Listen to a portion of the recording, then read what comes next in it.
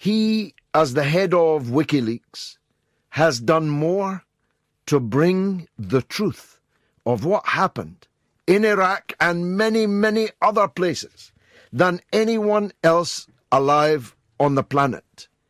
And we won't go in tonight to the price he's paid for it. Just say that it is a significant price and not for a short time either. He is calling us now from the Ecuadorian embassy, where he has spent year after year paying that price. He's Julian Assange. Julian, welcome to the show. G'day, George. I don't know if you heard your compatriot, John Pilger. He began to talk about the role of the media in all of this. You know a thing or two about that, including about the Guardian. How would you respond to what John said so far? Well, I agree with him about the media. I think it's quite interesting to see the positioning that has occurred. So now you've got, as John said, the very same establishment media, such as the BBC, the Observer, pivoting to try and blame Blair. And you can see what that's about. On the one hand, it's adapting to what the new feeling is about who has the power in this country, the United Kingdom. On the other hand, it is taking that bullet of the Chilcott report and grabbing it midair and throwing it towards Blair in order to dodge it themselves. I think that's right. What should have been said, first of all, about the war? You have, as I said, brought the truth, more, you and your organization, Wikileaks, more than anyone else in the world. We wouldn't know many of the things we now know if it were not for Wikileaks. And the backlash from the establishment against Wikileaks, against you personally, has been crushing. It has not crushed your spirit, but it has cramped your ability to continue to function. Will Chilcott now open up some more space? Will more Chelsea Mannings come forward? Will more whistleblowers come forward? And are you, Wikileaks, in a position to expose what they bring? I think so. The last chapter of the Chilcott report, interesting, it's the last chapter, chapter 16, is on civilian casualties and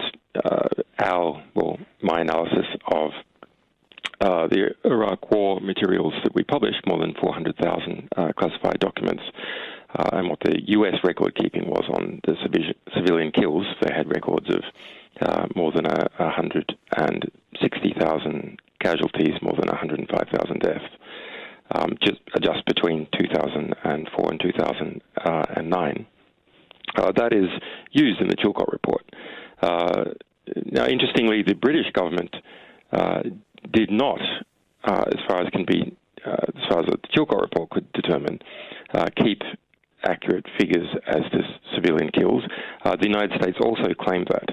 Now, while the United States did not add up the civilian kills and put them down on a piece of paper that then became public, nonetheless, each time one of its soldiers came across someone dead in the street, or they counted the bodies after the end of a firefight, at least some of them, they noted that down and put in a database. And so it was a very simple operation to simply add up what they say all these kill records are.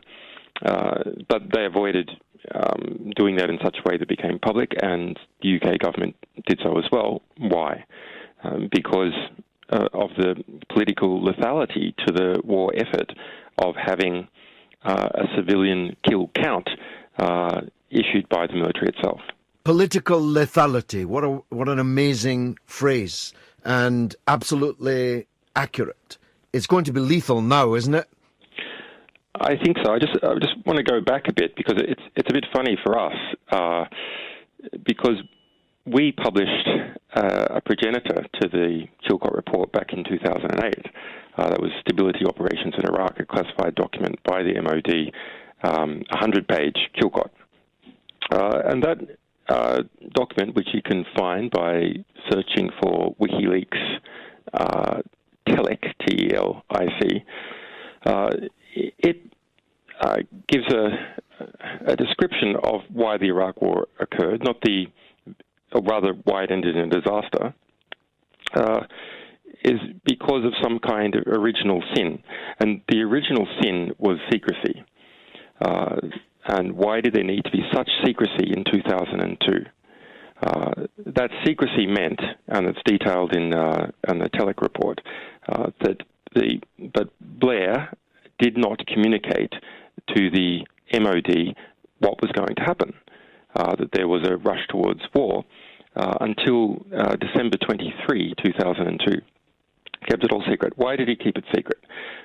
Because he was engaging in a ruse, and that ruse was that it was just about weapons inspectors.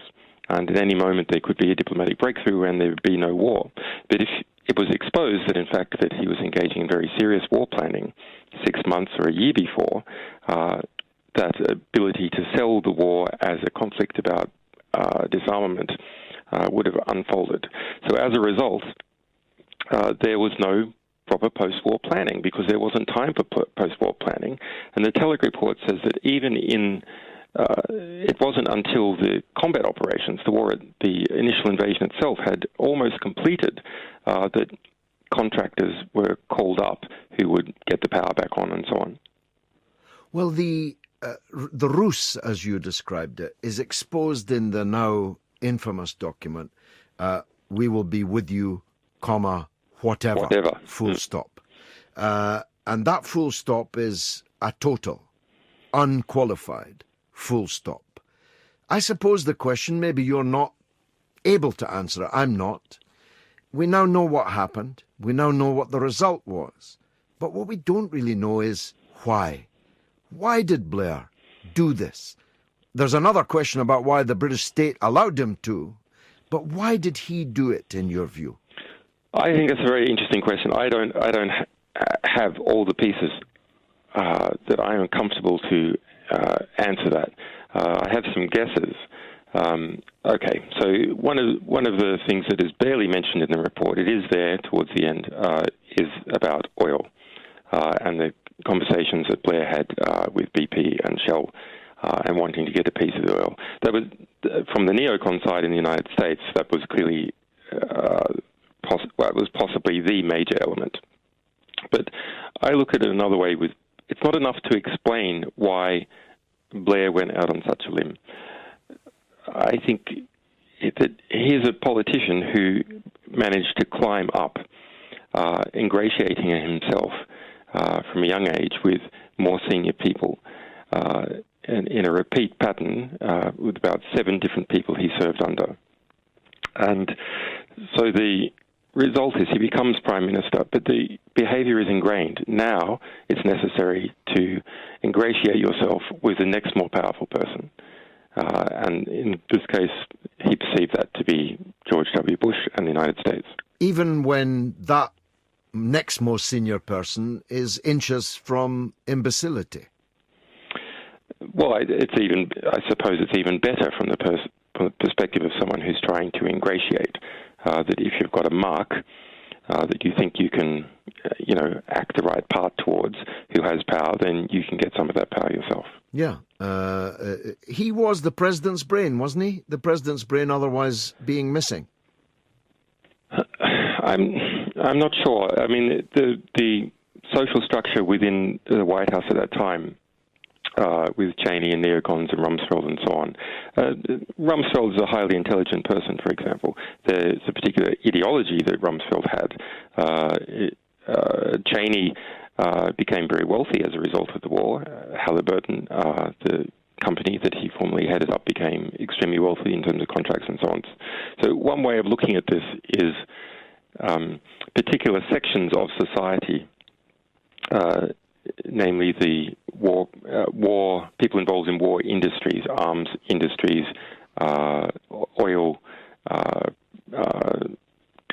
companies in the United States and in the United Kingdom, some generals thought that they could profit from the war, and in fact largely did profit from the war, and they were acting in their own interests but not in the broader interests of the population. What do you think's going to happen now, Julian? Well, I'm quite encouraged to see how different parts of the establishment has swung behind the report and tried to pin it all on Blair. But it suggests that there is a new mood. One of the things to ask is, why did it take 7 years? 7 years, £10 million. Incidentally, the UK government has spent more than £15 million, it admits, in surrounding me in the embassy. So we have to kind of put that in perspective as to how genuine its desire was to quickly and comprehensively look into the war. But okay, you've got this report. It's been taken up, but only after 7 years. I think it's a reflection of the gradual decreasing in power of those people who made out during the Blair years, who got contacts and contracts and so on. That as time has gone by, their power has been diminished, and the equivalent in the Conservatives has increased. And if we had seen the Chilcott report after 3 years, I think we'd be looking at a very different report. Also, I understand that you may be interviewing Peter Orband. That was probably a vital addition into making this report what it was. That is to create, he published a book, I'm sure you'll a wonderful book, it, yes. That it was, if you like, looking at all the public evidence of the Chilcott report and a few things published in the press, and putting it together to create his own Chilcott report before the Chilcott report came out. Yep. No doubt Sir John Chilcott read that, as well as the rest of the panel, and thought, okay, we need to defend against all this. Well, I think that Chilcott knew, and the state knew, that there were very grave risks to whatever remains of the credibility of the British state to producing another whitewash, don't you? Well, they've done it in the past. I don't think, it would have been something that was viewed not to be credible maybe for Chilcott and the panellists. I think the state itself could have said, well, it was a completely independent commission, and that's the position they found. But you know that Tony Blair nominated John Chilcott for a knighthood. He did. And that is why he is Sir John Chilcott. So it was, if you look at in terms of paying down your debts, it wouldn't have been so easy, I would have thought, for John Chilcott to